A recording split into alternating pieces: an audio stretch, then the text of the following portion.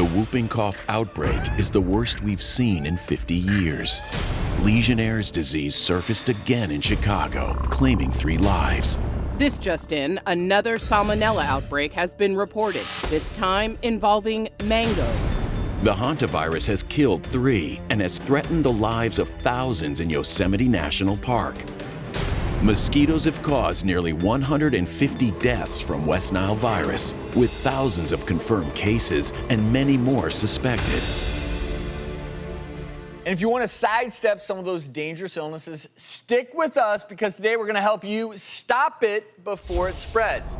We're going to cover everything, viral infections, bacterial, fungal infections throughout the day. But we're going to start with the Hantavirus. It's not only killed a few people, it has scared thousands more.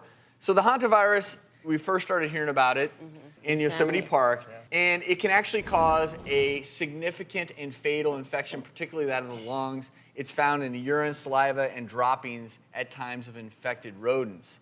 Now, the symptoms of the Hantavirus, they can take weeks to present after being exposed to the virus. Maybe non-specific, fever, some chills, some muscle aches and headaches. Similar to what we talk about with the flu, you may have fatigue, nausea, vomiting, shortness of breath. But what can happen if you're infected is over time, your breathing becomes more and more labored.